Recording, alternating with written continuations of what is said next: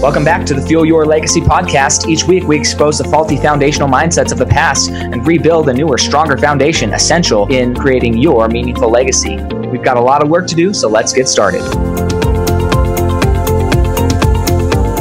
As much as you like this podcast, I'm certain that you're going to love the book that I just released on Amazon, Fuel Your Legacy, The 9 Pillars to Build a Meaningful Legacy. I wrote this to share with you the experiences that I had while I was identifying my identity, how I began to create my meaningful legacy, and how you can create yours. You're going to find this book on Kindle, Amazon, and as always on my website, samknickerbocker.com. Love pets, but can't stand the idea of them suffering? The Animal Alliance feels your pain. Our spay and neuter programs aim to reduce overpopulation and spare our bleeding hearts. Visit theanimalalliance.org to help us in our compassionate mission. Welcome back to the Fuel Your Legacy show. And today we have a very, very different guest than typical as far as industry-wise. RJ Burr, he's a third-generation oil producer, so in the oil business, and it's going to become fourth. His sons are getting in the business, and just I have so many questions about a lot about this, but I want to first find out from RJ, how did you grow up? Like, what was that like growing up?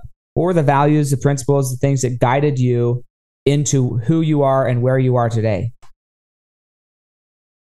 Yeah, I was just a kid born in Texas. I had 3 older sisters. And so my dad and mom didn't quite know what to do when I got there. And, I guess the easiest way to say it is I was not an easy kid. I was into everything.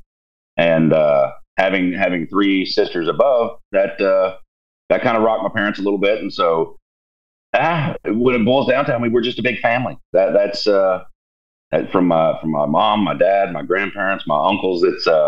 We were all together. Now, when it comes to oil, a lot of people spend decades searching for their purpose. I was one of the fortunate ones. I knew mine at 7, and that was the first time my dad took me to the field. I get out there. I'd been out to the field when I was younger, but I didn't really. This was the one, go to school with Dad Day. And so I'm riding in the car. We go to Luling, Texas. And if you know anything about Luling, Texas, it was the middle of summer. It's like 800 degrees outside. You feel like when you walk outside, your face is going to melt off. It was hot. But as soon as we get there, I open the door and I said, Dad, what's that smell? He said, baby, that's money. Luling smells like oil. And unless you know that smell, it's not a pleasant smell to those that don't really know it. I'm not going to beat around the bush on that. It's just, it doesn't smell good sometimes. However, when we went out to the field and I saw that army of pump jacks, the horses going up and down, I was hooked. That I knew what I wanted to do. Now, what I didn't know is that it's what my grandpa did. It's what my uncles did. I didn't know that it was a family business. And, got involved in the business, graduated high school, made my first sale 3 months later, and I haven't looked back. This is all I've ever done. When you say you made your first sale, what exactly were you selling? Like, what side of the business are you in from a sales perspective? Well, it was a limited partnership. I started working at a brokerage firm. Got my 63, my 22, ended up with getting my 7, my principal's license, ended up doing the whole broker registration. And that's really to fund your programs legally when you're selling a security. That was the route we had to go. And that's really not the route I say anymore now that I'm president of the company. Funding the deals really my main priority. We have a lot of partners who've been with us years now. Don't get me wrong. We look for anybody who wants to save some money in taxes and generate some good income.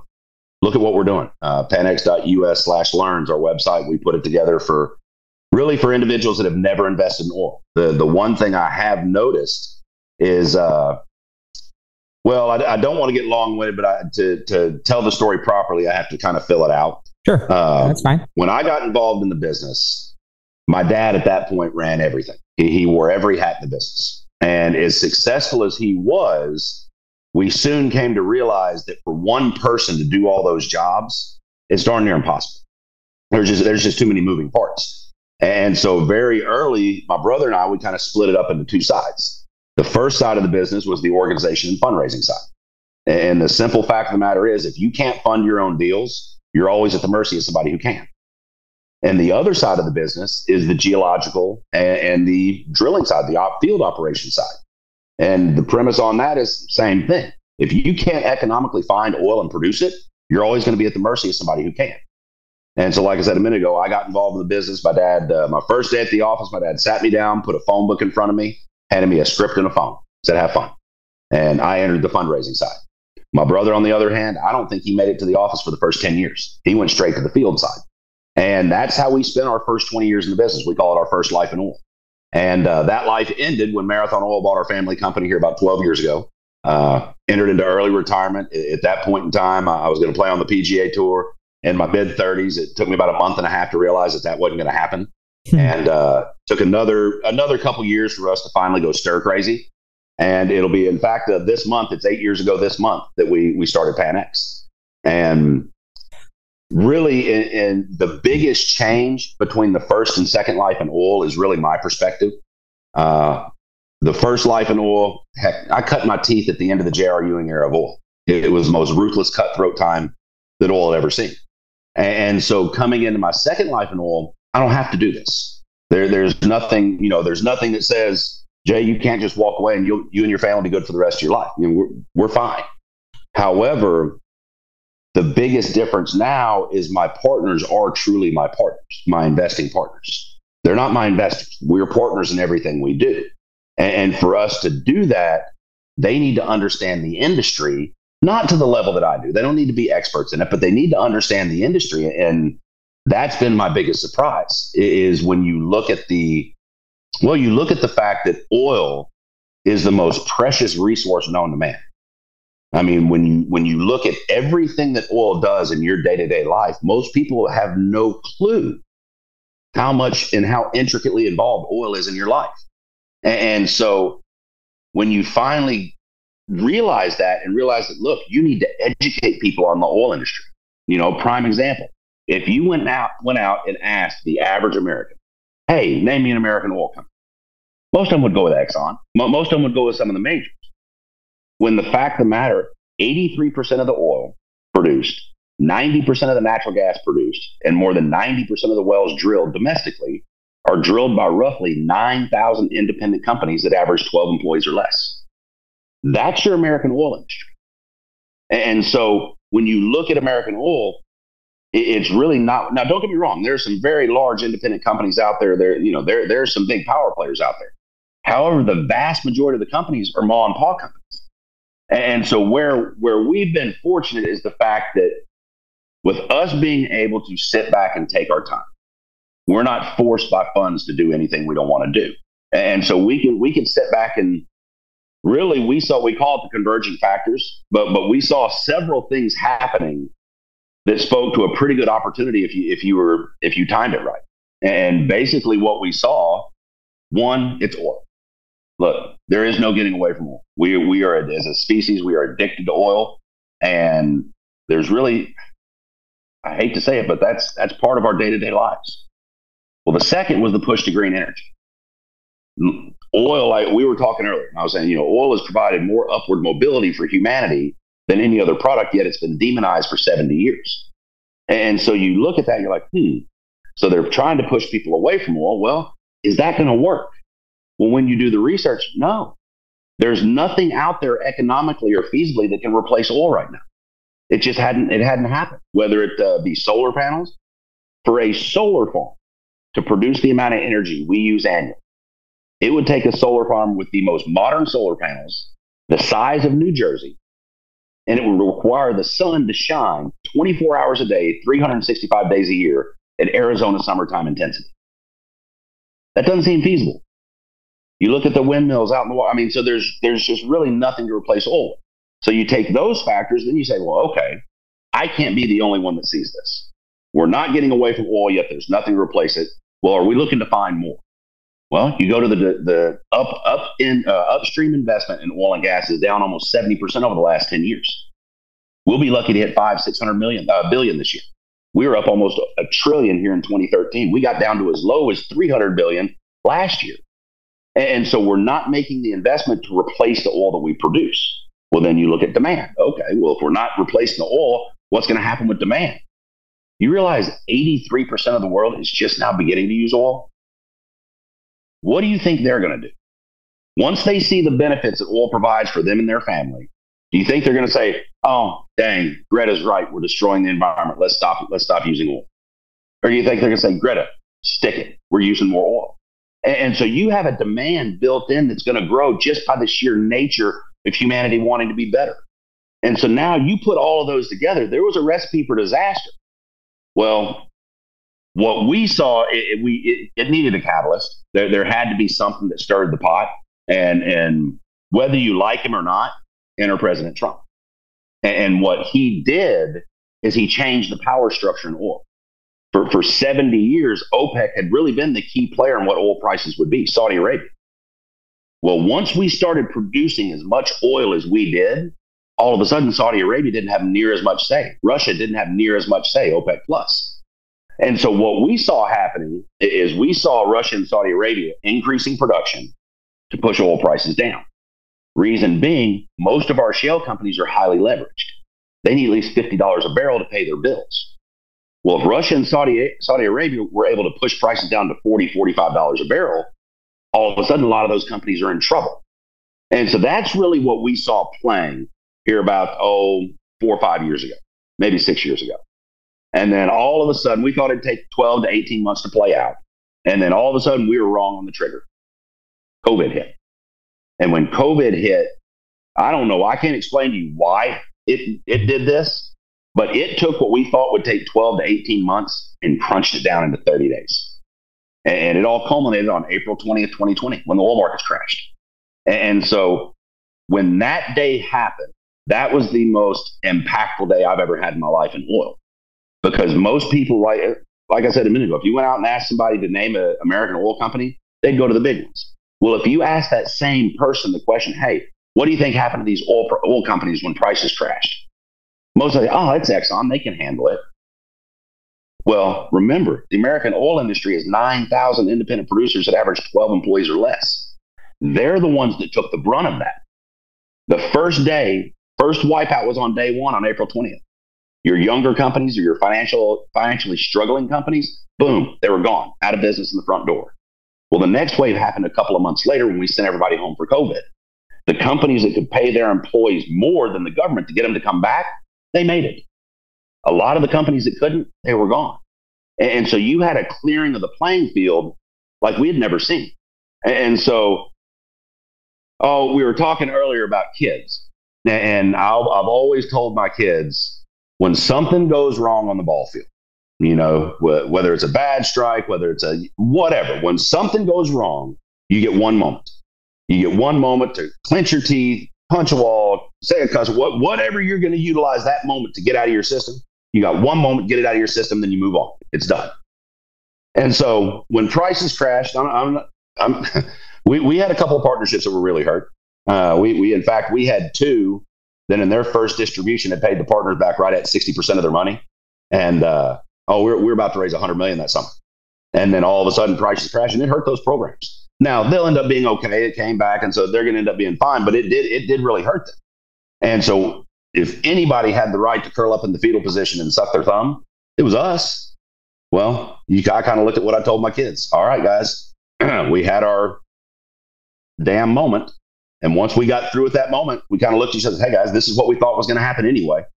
And so it just came a little quicker than we thought. And so when everybody else was kind of battening down the hatches, we opened up our sales and started buying. And to date, we've made 23 different acquisitions and secured what we believe to be about 100 million barrels in reserve. And now we're developing. Find it heartbreaking to see so many homeless pets?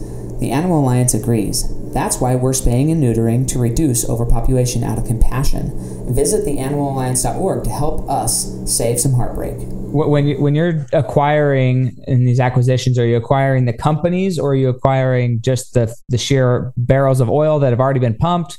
What exactly are you acquiring? The rights? The mineral rights. The mineral rights. You go in and now in some cases, if the company owned the mineral rights, because we didn't want to be vultures. And so what we would do is a couple of the acquisitions, we came in and we cut a deal with the company. We said, okay, we're going to buy your assets for X. Over the next 12 months, if you can pay us back our money plus 10%, then you can have 75% of your reserves back. We'll just keep 25% of it. If 2 years, 50%, 3 years, And so we wanted to give them a chance to get back. This is what they found. We didn't want to be vultures and come. Right, you weren't trying to kick people out. You were just trying to make sure that the business and industry survives. Yeah. And now after that, then it came with us getting in negotiations with landowners, and it's turned out well for us. So man, I have so many questions, but I'm going to start. I don't know where I'm going to start. Probably right here, just because we are kind of already talking about this. No, I'm not going to start there. I want to, but I'm not going to. Okay, so when there was a big hubbub, right? So you mentioned Trump came in, changed some things. COVID happened. When Biden got in, there was like a shutting down of the Exxon or whatever, the XL pipeline. There was all this stuff. And then there was right up until he probably pulled out of Afghanistan, this was the main topic of conversation regarding can people get new permits to drill? And it's like, there's a lot of people saying, look, I'm not going to invest into drilling if by the time I get set up and everything's ready to drill, I'm not allowed to drill again, right? So the politics in America around the subject are difficult at best to navigate. How does what Biden did after Trump actually affect the day-to-day? Because I've got clients, I've got friends and stuff who work in the oil fields in Utah, and it's like, it doesn't seem like there's a rhyme or reason to why they're pumping or not pumping. It's just like, well, they decided not to do it today or whatever. So I'm sure the owners know what's going on, but from a lay person on the outside, it's like, why'd you just get laid off? Like, it doesn't make sense. You're making $200,000 a year and then you got laid off the next day. How and why? Well, I'm interested to see how the Chevron decision here this week, how that's going to affect, because a lot of those decisions are made in that manner. Some bureaucrats said, this is tearing the environment up without any rhyme or reason behind it until they start punishing companies. I was at CPAC here, last year. And this kid from PBS comes up to me. He says, hey, you're the oil guy, aren't you? I said, yeah. He said, well, let me ask you this. Who do you want to win in 24? I said, well, that really depends on what me you ask. He said, huh? I said, well, I said, if you ask the everyday me, if you ask the guy that has to pay the exact same thing you have to pay at the pump, I want Trump to win. And here's why. For some reason, he's the only politician that understands business.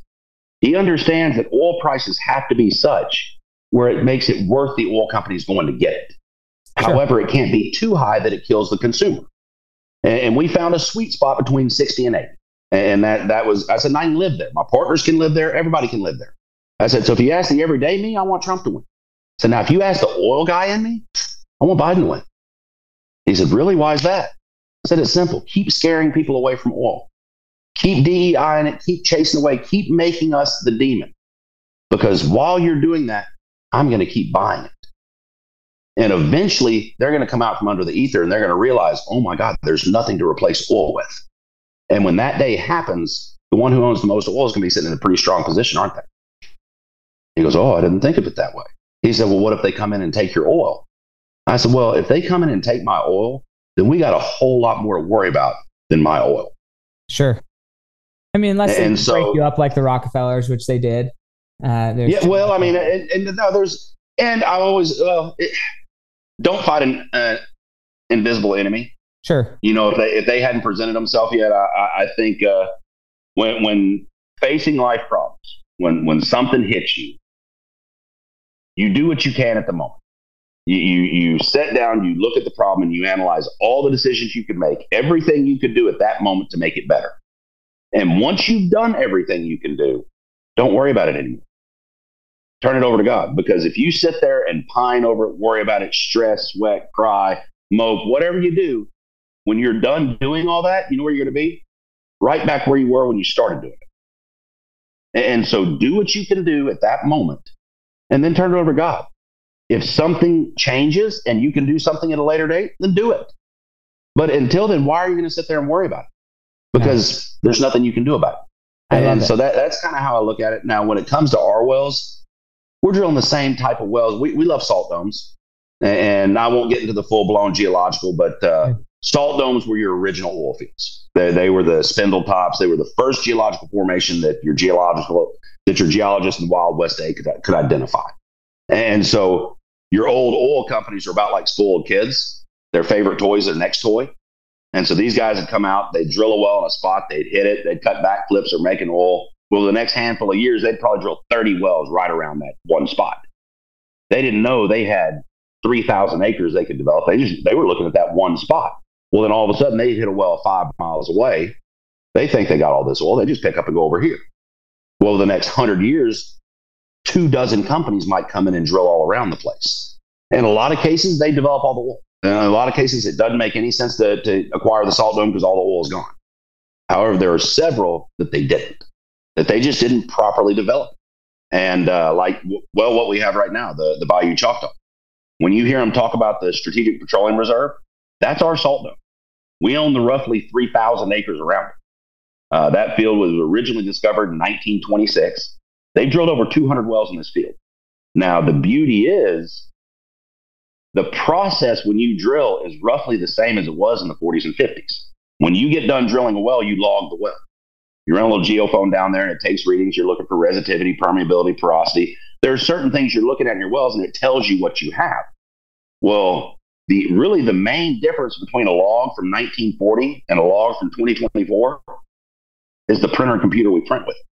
Most of the data is the same. Now, don't get me wrong. We get more details. We get more from our log today. But however, your main baseline, permeability, porosity, resistivity, those are the same things they were looking for. And so the first thing we do when we acquire a field is all this data is public, if you know where to look. We go and we acquire all the data from all the wells that have been drilled in the field. And this particular field, we pulled 40,000 different data sets.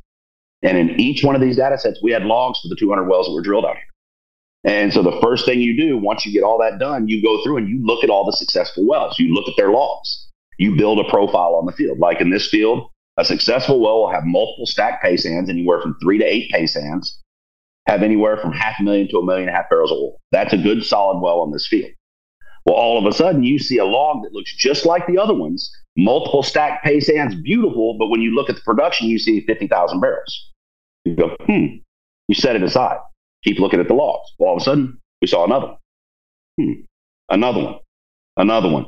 By the time we were done going through all this, we had a couple of dozen of these logs that were beautiful logs with very little production. And so you go, well, why not? And so once you do the research, you realize these guys had two main problems: gluttony and sand. They wanted to produce as much oil as they could as fast as they could. Well, when you produce these wells like that, you're going to clog them up. Think about it this way. You have a big gulp full of Coke and ice. Don't have a lid. You don't want the ice in your mouth. So to drink that Coke, you have to block it with your lip, your teeth. You block that ice and you gently pour the Coke in your mouth. Well, that's how you have to produce these wells. That's the exact opposite of what these guys did. They basically just opened their mouth and poured everything in. Yes, you're going to get a lot of production initially. However, eventually that sand's going to take over. And when it takes over, your beautiful well turns into a 5,000-foot column of cement. Well, they walk away. All we do is go out. Now, I'd love to say it's more complicated than this. I mean, my ego would like to say we created something that's never been done before. But the fact of the matter is we go and stand on the shoulders of giants and get what they left behind. And in this case, we think they left about 100 million barrels sitting there for us. We've gone out there and in 3 years, we've drilled 11 partnership wells. We placed 10 of them into production. The one well we missed was a mechanical failure. The oil's there. We'll go back and re-drill that well at a later date once we figure out how to get past that little bend. But it's, I kind of look at it. My partners, if they have a problem, I have a problem. And my partners live, I call it the 3 S's. They live from 3 piles of money. The first pile is their sacred money. That's money they pay their bills with, take care of their family. Nobody touches that money. The second pile is their safe pile. Their safe pile is what they buy gold with, what they buy real estate, what they buy silver. That pile, don't get me wrong, they want it to grow, but they want, more importantly, when they come back to it, they want to know there's going to be just as much there, maybe more. Well, their third pile is their speculation pile. That's the pile they play with me with. That's the one they want to make multiples, 2, 3, 5, 10 to 1 on their money. Well, all of a sudden, you remember the silver crunch here a couple years ago? Mm-hmm. All of a sudden, a lot of my partners that had a bunch of money in that safe pile in silver were calling me saying, oh my God, silver is just as manipulated as everything else. They realized it wasn't as safe. And so it really caused a problem for me. And so I'm sitting down, I'm trying to think of ways to help them. And it hit me one night about 3 a.m. I think I scared my wife nearly to death when I shot up out of bed. I think the dog tried to bite me, but it hit me. I ran down to the office and started running numbers. And my wife comes around and said, what's going on? I said, baby, let me ask you this. What is one product that everybody has to have? One product that half the world wants it for free. The other half the world wants it $1 million. And it's not going away. She goes, oil. I said, absolutely.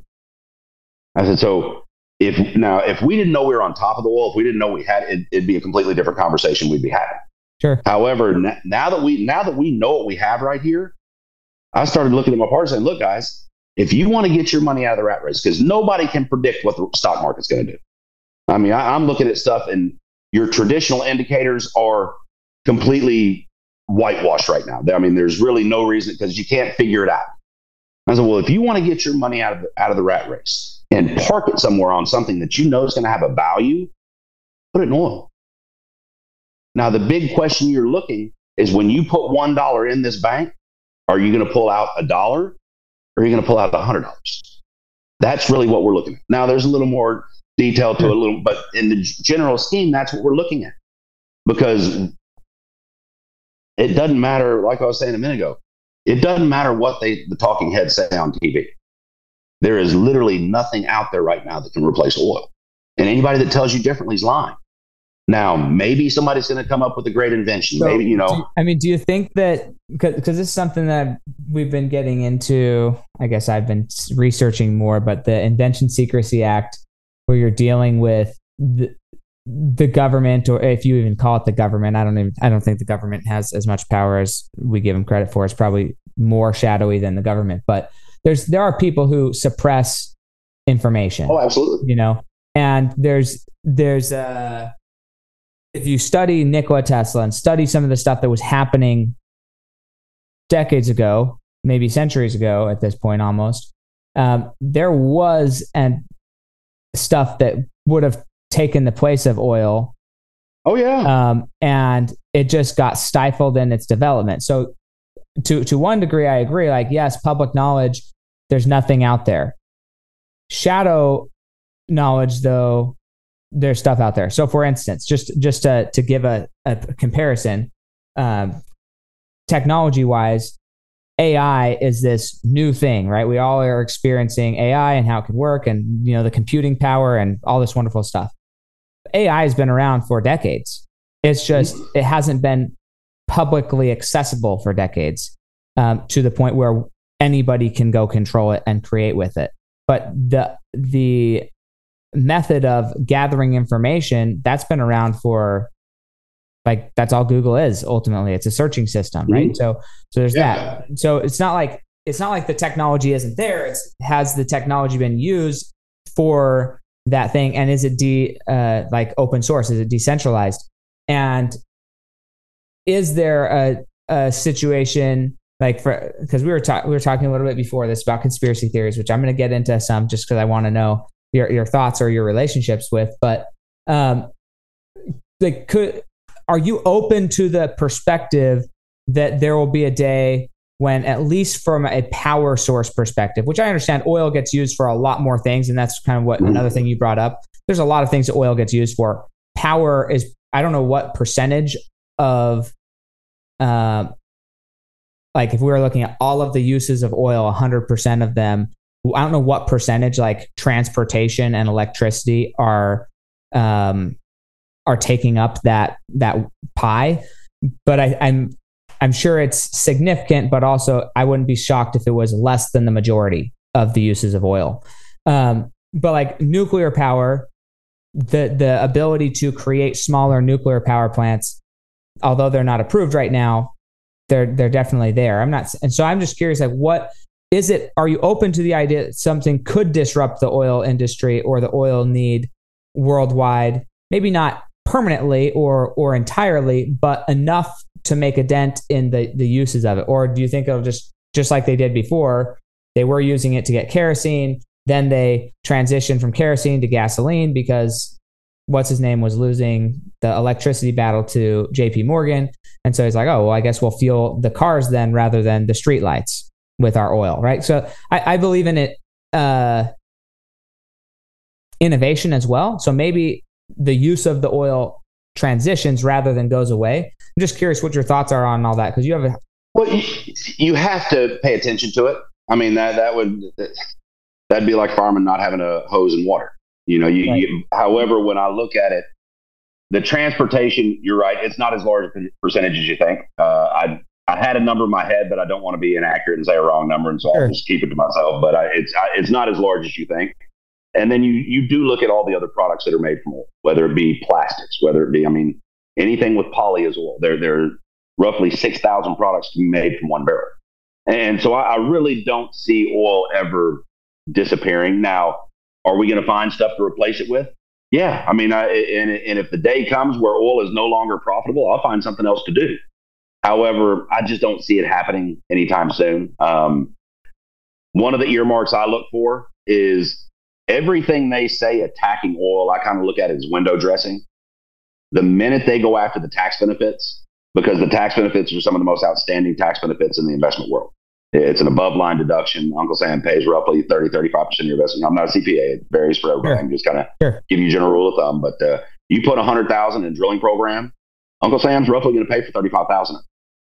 And so you're playing on 65-cent dollars. Now, the minute they go after that, okay, now they're truly attacking oil. However, when you look at look at the environmental argument, I truly believe that's a false argument.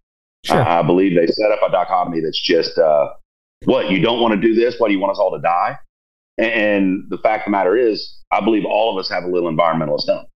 There's nothing I love more than getting up and walking out of my house in the morning and looking at the 25 acres manicured in front of my house.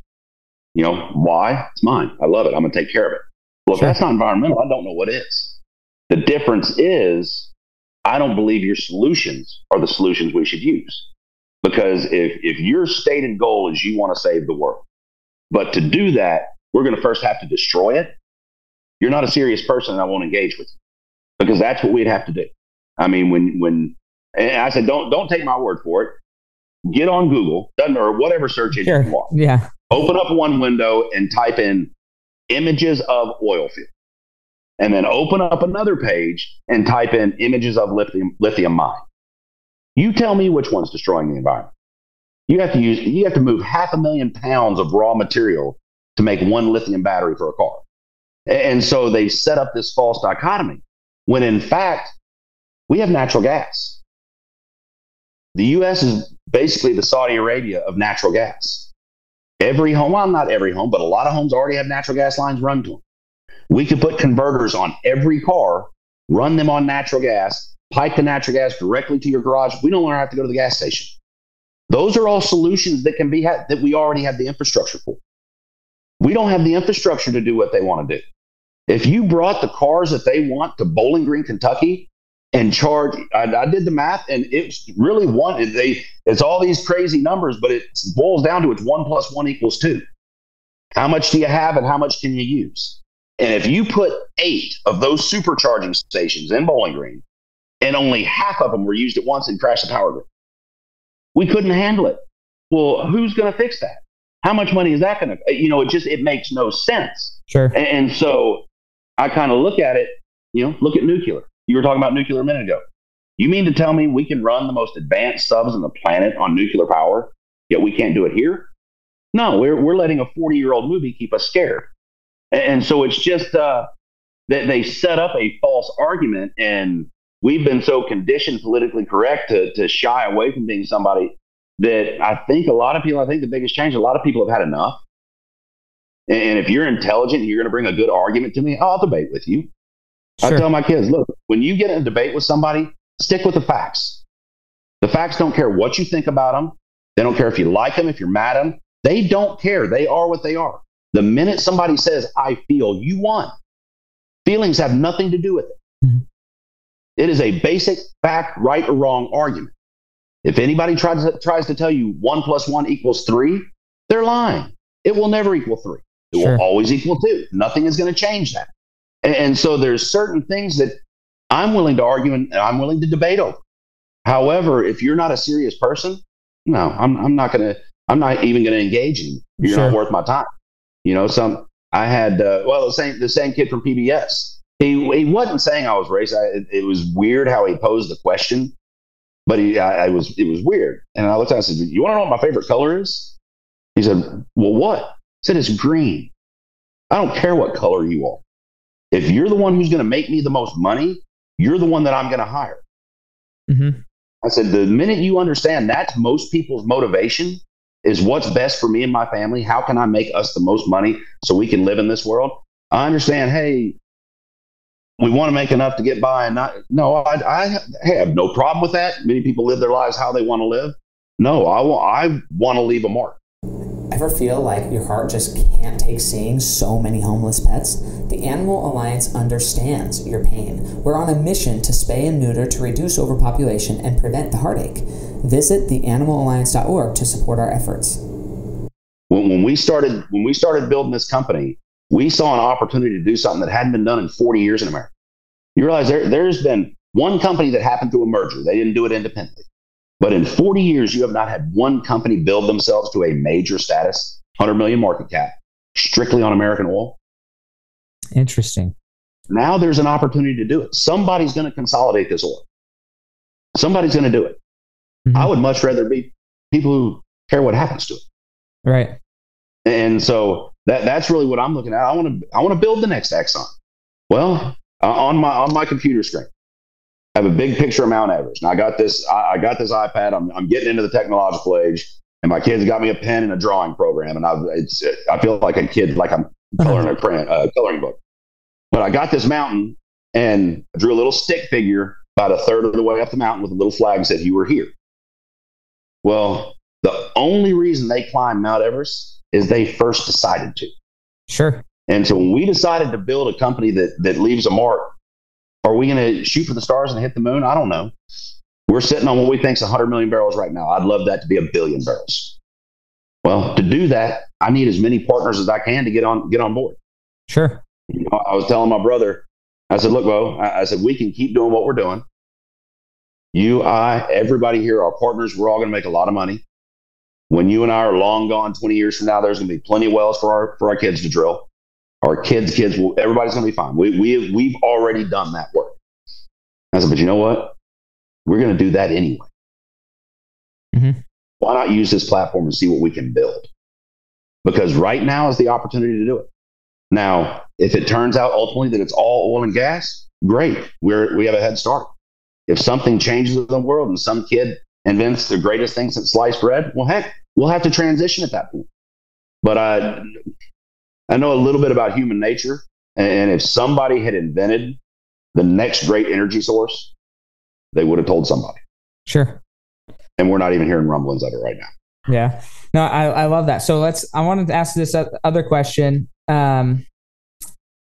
And I don't know, I have no idea where this will go, but I'm just curious because I don't know how tight-knit the oil industry is at the biggest players. But we were talking about conspiracy theories before this, so we're going to talk about it.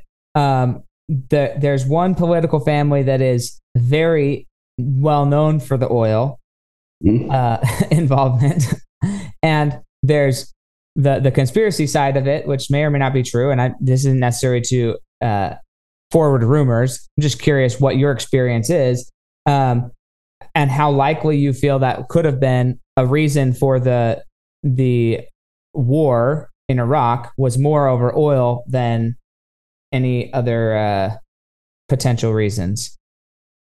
Or what? I've never had any of that play in my day-to-day life.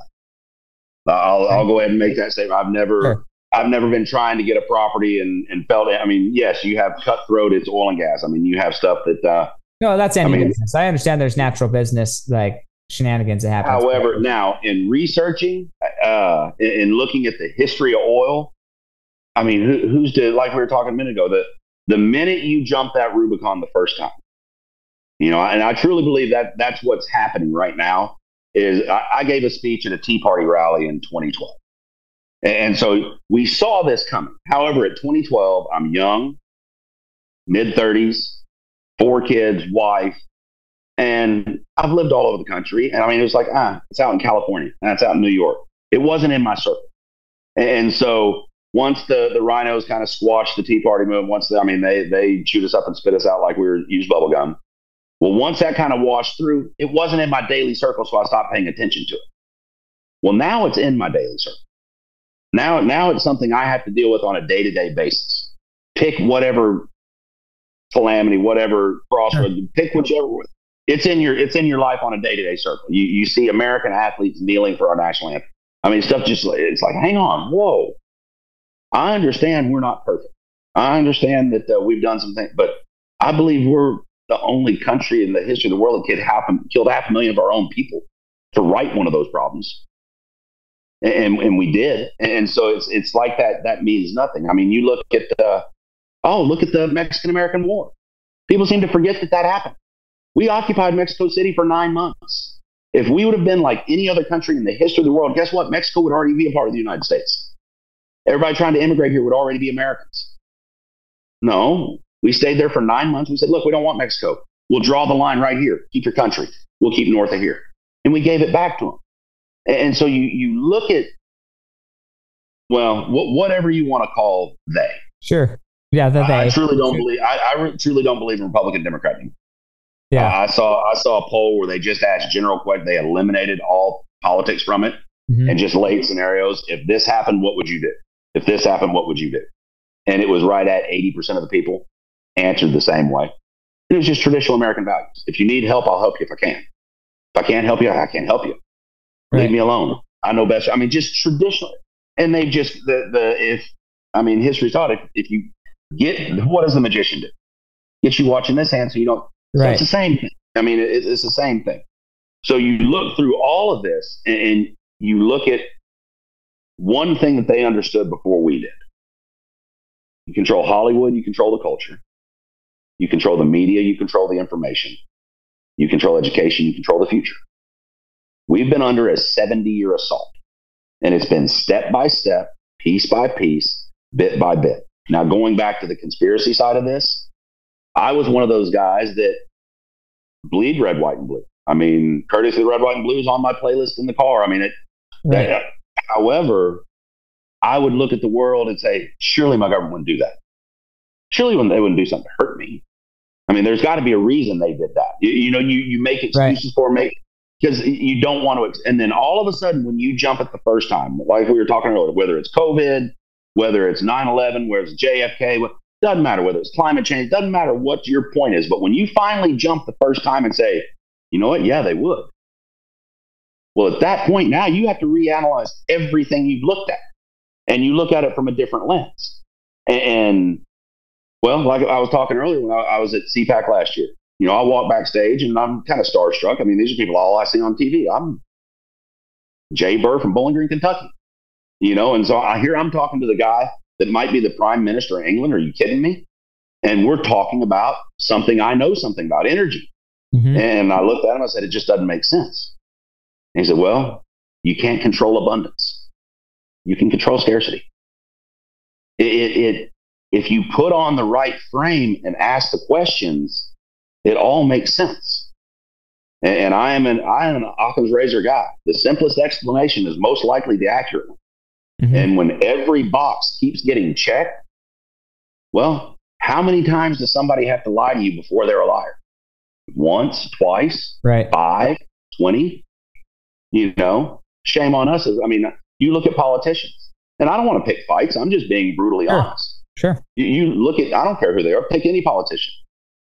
And the vast majority, they're the least impressive people on the planet. Yet they're the ones making the decisions. Give me a break. Give me a break. And so it's just that's because they're the only ones willing to go into politics. Like, what's the chance that somebody like you who thinks and does see the world the way you see it? I mean, once my family, I'm a dad. And once my kiddos are taken care of, then I'm free. Now, if I had to, I'd say I would. I mean, that's not something that I'd stop if it came to me. I'm not going to go out and look for it. However, what I do see is just to be successful in general, to be a successful businessman or woman, you have to be intelligent. You have to be smart. You have to be instinctive. There are certain characteristics that you have. And to make it in this world, you focus all of your instincts on business. You focus it all on what you're doing to build your brand, well, we've never taken our time. We've given them about 10% of our effort. Well, now you have a lot of us that are finally turning our lights to them and saying, okay, I'm going to give you everything I got. I'm not accepting the premise of the question anymore. You know, I look at it. There were three people who really shaped who I am: God, my dad, and Rush Limbaugh. That's how it is. Right. And one of the lessons I learned from Rush is that it's very easy to be negative. Sure. Anybody can wake up in the morning, walk outside, and find something to bitch about. You can. That's easy. It's actually cowardly in some cases. It's very hard to find something to be positive about every day. Mm-hmm. And so that's what I make sure I do. I find something to be positive about, because we do live in the greatest country that's ever lived. I can't think of anybody who's even close. I mean, there's still a reason people die trying to get here. And so for us to accept the premise, another Rush lesson, for us to accept the premise of the question, just because the media has been telling us that there's a majority of something, do you really believe it? Once again, how many times do they have to lie to you before they're a liar? So when they say 70%, well, is it backed up by 70%, or is it because they were the only media outlet? They were the only source of information. Now you have other 10 people, and only 7 of those 10. Yeah, and so you just, it's just one of those. I love old sayings, because there's a reason they're old sayings. There's truth to them. Well, one of mine is, I might have been born at night, but not last night. Right. No, I love that. So some of the things that I've taken from this, because we're going to wrap up here, but I think probably the biggest thing that I've taken, although I've got lots of other information and questions answered that I wanted answered, but the biggest thing that I think for the audience to take away is there's two things. One is, don't fight an invisible enemy. All you can do is all you can do, and then turn it over to God. I think that is such an important lesson that gets overlooked, and so easy to stress about stuff that we have no control over. And social media and just media in general, and even the people that we associate with now, because they're indoctrinated, we all are to a degree, we get so worked up about stuff that we have no control over. And I think what you said, hey, if it hasn't happened yet, if the enemy hasn't presented themselves directly to you, then don't worry about it. Like, you can't fight something you don't know you're fighting entirely. You can have character, though. You can determine who you're going to be and act accordingly. And if there's enemies to that, then they might present themselves. But don't stress about other people. Decide who you want to be, and then become that. And then the other thing that you mentioned that I think was a really, really key thing that I'll maybe talk to you after the show about is the three areas of money, right? There's the sacred money, that's for your family, for you, maybe for your God, whatever you choose to do with it, but that's your sacred money. Then you have your safe money, which is, hey, I'm going to put it here, but I want it to grow. I'm okay with it's growing, but I definitely want it to be there when I get back to it. And then the speculation money. What money are you willing to go and try out and do something? And so many people, they feel like they are running behind, and so they're putting almost all of their money into the speculation money, and they are not taking care of the sacred or safe money. And then they wonder why they aren't making it. They wonder why they're struggling. It's because you didn't even follow the basic premise of, like, take care of your sacred money first, then your safe money, then your speculation money. Not your speculation money hoping that you can make enough to have sacred money and safe money. It's not very few people hit the lottery. Yeah. What Vince Lombardi, was it Vince Lombardi that said, it's amazing you'll find success sitting right next to hard work? Mm-hmm. It's like I said, I'm an old quote guy, and Vince Lombardi is one of my favorites. And you hate to be so cutthroat and cold blooded about it, but the fact of the matter is, winners do what losers aren't willing to do. Yep. And my boys came up and were asking me one time, my oldest son, his dad, what's it take to be successful? I said, well, the first is you got to work hard. The second is you got to work harder. And the third is you got to be the hardest worker out there. If there's talent there, everything else will take care of itself. And so find something you love doing where it's not work, but be honest with yourself. Is there a way you can make money doing it? Mm-hmm. Otherwise, and I don't want to say it's a waste of time, but until you're independently wealthy, you're not helping move the ball forward for yourself, because life is hard, man. Life is cold-blooded. It's cruel. It'll leave you cut up and gutted on the side of the road if you let it. And that's the biggest problem, is we're unleashing a generation of kids onto the world that have no idea how cold it can be. And they're getting a hard taste of reality. That kid from PBS must have really made a mark on me, because the same kid asked me, he goes, well, what would you tell all the woke parents? I said, nothing, keep doing it. He goes, what? Why would you say that? I said, look, you're just making the world easier for my boys when they're in it. I said, so keep doing it. I said, I don't want my boys to have to fight the battles that I fought. If they get layovers, go get you a couple layovers. Let's not ask for more opponents. But the fact of the matter is a country that's scary, because pride-wise, I want Carl Lewis to beat Ben Johnson. I don't want to win against somebody. That's not how you build a career. You build by your hard battles are what make you who you are. You don't learn a thing from a 40-0 win. You learn from a 14-13 loss. Right. I saw Ed Sheeran the other day talking about success, and how success is all they talk about. They don't talk about any of the failures. Well, the failures have to happen to enable that success.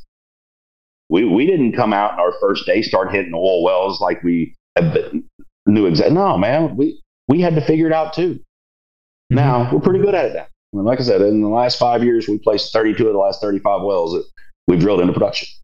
We're making our partners some good money. We're pretty good at it.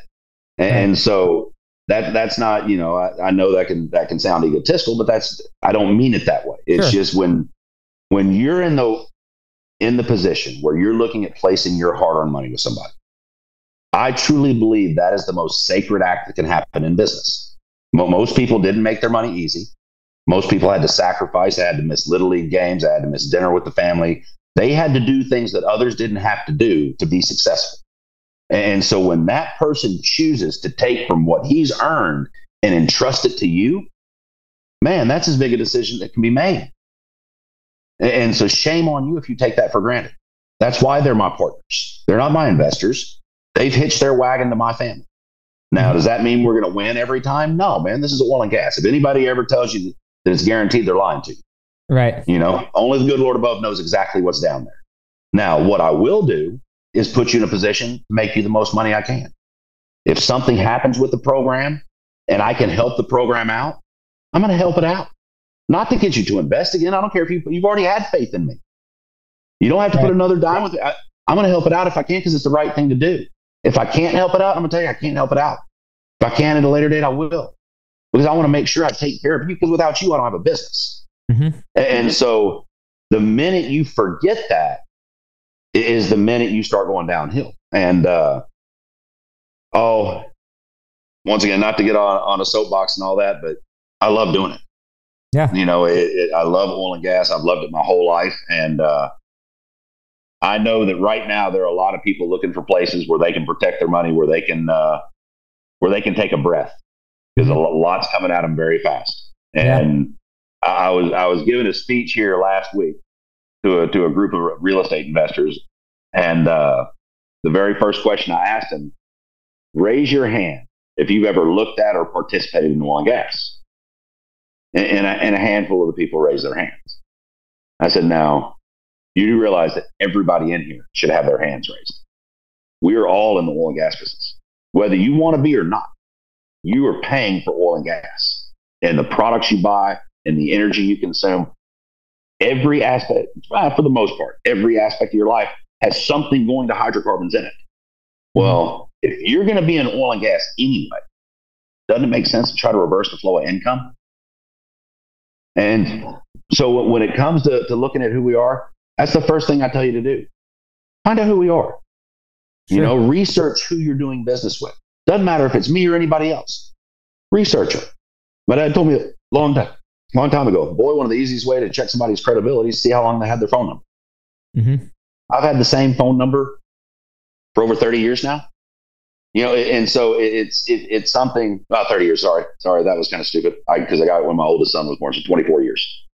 So I've had the same phone number for 24 years, and I was one of those guys. I wouldn't get a cell phone. Nope. I work on the phone all day. You want to talk to me? Call me at the office. If I'm not at the office, call me at the house. In between's my time. And then all of a sudden I got what happens if something happens and I need to get in touch with you? Well, now it's an extra appendage. Now I couldn't live without my cell phone because it's basically my office. I can be anywhere I want. My partners can reach me at any point in time. Right. And, when it comes to guarantees, like I was telling you earlier, that's a cuss word in oil and gas. We don't even use it around here. We call it the G word. Right. However, I do give my partners 2 guarantees. One is if you call me and by chance I don't answer, I'll call you back before I go to bed that night. And 2, if you ask me a question that I don't know the answer to, I'll find it for you. Mm-hmm. And other than that, I keep my head down, my tail up, and I keep plowing until corn starts growing. Awesome. And that's really, that's the only way you can reach the top. I agree completely. And I'm curious, if somebody wanted to get a hold of you or learn more about your company, where would they go to do that? Email me, RJ Burr at panex.us. That's probably the easiest way to reach me directly. Or you can go to our company's website. Panex.us is the company website. Panex.us/learn is our page that we created for individuals who've never looked at anything in oil. It has Oil and Gas 101, just gives you a basic info on the industry. Oil and Gas 102 kind of lays out the tax benefits.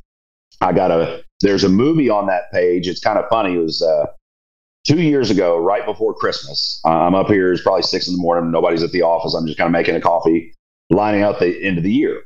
And I'm looking around the kitchen, and I don't know why. I hadn't done this my whole life, but I'm looking around the kitchen. I said, well, that's made from oil. That's made from oil. That's made from oil. And I started listing off everything that was in there. I mean, it's not a big kitchen. It's a hallway, essentially. Sure. And I was shocked. And by the time I got to my desk, it hit me. I was like, well, hang on, Jay, if this shocked you and you've been doing this your whole life, how many people have no idea? And so we created a movie called A Morning Without Oil. And it just basically takes a couple. They wake up in bed in a modern world. And we say, hang on, we're reversing it. We're going to do a day without oil. And we remove all the oil products from their home. And it just follows them from bedroom, bathroom, kitchen, and garage going to work. And yes, I think it's funny. I mean, I think we did a pretty good job with it. However, it makes a point. When you're done, people don't realize that if you remove oil from your life, we're no better than the Stone Age. I mean, we're back to burning torches. We're back to, I mean, it's, and for people to willingly want to do it, I kind of want to say, man, what are you smoking? I mean, that doesn't make any sense to me. Yeah, that's funny. Cool. Well, that's awesome. So it's PANEX. Yes, PANEX. .us/learn. Yes. Okay. Well, we'll get that on there. And just thank you so much. This was an awesome conversation. I'm really grateful that I had it. I love talking to people from wildly different industries that I've never considered talking about or to, because I get to learn a lot. And that's what is exciting for me. And then finding out, it doesn't matter where you come from, what you were raised in, what you do, success leaves clues. And we all have gotten to where we are in life by guiding questions and axioms and how we're going to live our lives. And everybody I know, everybody I've interviewed has something of value to share. And I'm really grateful to share that with the listeners, because if we can help more people think more positively and more considerately, then we're all going to win together. So thank you so much, RJ. Any final words? Yeah, I was actually just thinking about it. I would give everybody it's a little exercise that I do every night. I've been doing it since I was a kid. When you go to bed and you brush your teeth, take a minute and look yourself in the mirror. You're the only one doing it. Nobody else sees it. You're the only ones. If you like who you see, then you're doing everything right. If you don't, instincts are telling you that something's off and you need to analyze it and figure out what it is. Because God gave us instincts for a reason. That was the first shot fired across the bow. When they removed God from the public square, they took our conscience away. Well, guess what? They didn't take it away. We just learned how not to listen to it. Your instincts are there for a reason. And if you will sit down every night and look yourself and be honest, it's very hard to lie to yourself. I know some people who can do it, but it's very hard. Look yourself in the mirror and see if you're proud of who you're looking at. Your instincts will tell you. And if you're not, then you know there's steps you can do. But guess what? Everything is achievable as long as you put your mind to it and do it. And when you finally get to the point that you're proud of who you're looking at that point, you're ready to take on the world. And I knew that a long time ago. I knew that before I met my wife, before I had everything. If I didn't like who I was looking at, it didn't matter who I met. They were never going to make me happy. And so once I got to the point that hey, you're doing good. You're not perfect. There was only one perfect guy and we hung him on a cross. But you're making strides. And you know if you're doing right. And as long as you can look yourself in the mirror and be good with who you're looking at, hey, the world will be a better place. Yeah, completely agree. Thank you so much. And we'll catch you guys next time on the Fuel Your Legacy show. Do you wish there was fewer pets in shelters tugging at your heartstrings? The Animal Alliance is on it. We're spaying and neutering to ensure fewer pets are born into a life of suffering. Visit the Animal Alliance to help us save our bleeding hearts. Thanks for joining us. If what you heard today resonates with you, please like, comment, and share on social media. Tag me, and if you do give me a shout out, I'll give you a shout out on the next episode. Thanks to all of those who've left a review. It helps spread the message of what it takes to build a legacy that lasts. And we'll catch you next time on Fuel Your Legacy.